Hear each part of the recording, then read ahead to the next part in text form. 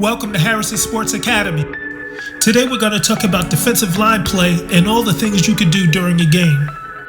As you get older, you're going to get more in depth with your defensive play and your techniques and different calls, but we like to keep it simple, especially on the high school level and even younger. The simpler it is, the better it is for all the players involved. When you meet your coaches, especially when you get to an elite level, the defensive line coach may talk about a 0 technique, a 1 technique, and all the way up to a 9 technique, which is a wide 9. A 0 technique just means your defensive lineman is head up to center. So that's most likely a nose tackle. Say you're in a 3-man front, that nose tackle is head up to center. But if you're in a 1 technique, you're just going to be shaded to either side, which makes a big difference. So you 1 can be either side of the center. So that's a lot. And then we go to 2, 2I, and then 3. And then there's a 4 and a 4I. So there's a lot of different techniques within the play of defensive line. So that's why I like to keep it simple. And one way to keep it simple is just by giving numbers like 13 and 31 for the defensive tackles. If you have a 4-man front and you go 13, that left defensive tackle is in the 1 to the weak side, and the right defensive tackle is in the 3 between the guard and tackle to the strong side. Now, when you're running your base defense, it can be very easy. You can always have the 3 technique to the strong side. So if there's a tight end, that means you know that defensive tackle is in the 3 technique between the guard and tackle. And that means the opposite defensive tackle is in the 1 technique. Whether the tight end's on the left or right, they just swap positions. Very simple. Now, if you want to play some games with the offensive line, you can call things like an 11, where both defensive tackles are in the A gap, that's the 1s, or you could call a 33, where both defensive tackles are in the B gap. Another way to use your defensive linemen and where they're positioned is just see where the running back is. A lot of teams you face are going to be in shotgun. They love shotgun, they'll stay in shotgun so they can run the quick game and everything, all the zone reads and read option plays, but those are easy to stop. Now, if the quarterback and running back are even, they're on the same plane, and that running back is opposite you, you can put that defensive tackle in the 3. Because a lot of times he's gonna run outside more than coming straight downhill, because that's just where he's positioned. Now, if the running back is 1 by 1 behind the quarterback, you can look for more inside runs. They're giving the game away for the most part. There's very few teams that give you a different look out of their pre-snap formation. Now, when it comes to the defensive ends, they have a little bit more on their plate. So say there's a tight end, and the tight end's really good. A lot of times, we want to match up head-to-head with that tight end. So we're just head up with the tight end, and we're jamming the tight end. We don't want the tight end to get the free release. And a lot of times, the tight end's going to take you to the play. And when we say take you to the play, we mean take you to the play every time. Now, if you're the defensive end on the weak side and there's no tight end and no sniffer, up back, or anything in your vicinity, we want you to play outside shoulder of that offensive tackle. But your job is difficult because it has some imagination to it. For example, you're on the offensive tackle side, no tight end, but the running back is on your side. There's plenty of plays that they can run. They can run a speed option right to you because the strength is the other way. Or they can run the read option. You could be the player being read. So if that running back crosses the quarterback's face and takes the handoff, a lot of times we see defensive ends on the weak side scrape down the field, right down the sideline, and try to tackle the running back. Problem is, the quarterback kept the ball. Now he's free to roam in open field all by himself, right? So if that running back is on your side and he crosses the quarterback's face, your initial reaction should be, I have quarterback. You treat this just like triple option. Read option, triple option, it's all the same thing. That mesh point is the read, you hit the quarterback. You smack the quarterback every time. If that quarterback reads you and picks the ball, he might throw a quick screen to the opposite way. You're still there and you're in the way to make a play. Now, some coaches want you to use the surfboard technique, whether they call it surfing, surfboard, surf.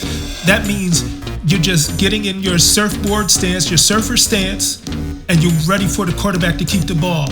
However, many teams are doing it wrong. They're playing the defensive end, or the edge player is playing flat as a 180-degree level. That doesn't work. You do not have the speed for the most part to stop the quarterback from running outside of you. Now, if you turn that surfboard into a 45-degree angle facing inward, you have a chance to force that quarterback inside or make a tackle for a 5-yard loss because he has to get around you. Flatten, no good. 45-degree angle facing the quarterback, that's great. Only if you're afraid to go attack the quarterback because he's too quick for you. But normally they have to make those decisions just like you have to make a decision. And the quicker you make them force a play, the more chance you have of getting a turnover, right? Don't let them think. Make them react to you. Now, another technique I like to use is the overload technique, where I bring the weak side defensive tackle to the 0 so he's head up the center, and then I move the strong side defensive tackle head up the offensive tackle, right? And so now the defensive end can play outside if there's a sniffer on that side, so they may have a tight end and a sniffer, and you know that's the strong side, and they're definitely running that way. And then we shift the defense over for that whole play. Now that weak side defensive end is still outside shoulder of that offensive tackle. He's got the perimeter. He can't let anybody get outside because there's nobody else there for the most part, right? So if that quarterback runs a play action to the strong side and comes back with the bootleg, that defensive end is there. He better be there or else the play is going to go for big yardage, right? So we continue that pressure. We stay and maintain our keys, right? You always maintain your keys. You're not supposed to make a tackle across the field. If you do make a tackle across the field, that's because you hustled, you saw the play develop, and you run to the ball. Everybody's supposed to run to the ball. All 11 hats to the ball, right? But not before you do your job. You do your job, everything will work out, because if you do your job, that means your teammates doing their job, right? Don't do somebody else's job before you do yours. Make sure you take care of your business, and everything works out. Now, if the power is away from you, and the running back is away from you, you better watch out for pullers, right? As a defensive end, tackle blocks down, he leaves you alone. But there's no option play. That means if there's a tight end and a sniffer opposite you, somebody's gonna kick you out. It could be the opposite guard, it could be a tight end, it could be a sniffer. We've seen all types of pulls coming lately, and it could be anybody. Like a team will just use their best athlete to pull. So if it's a tight end and he can get to the perimeter on the opposite side, yeah, he's coming to get you because they're just using their best players. Best players make plays.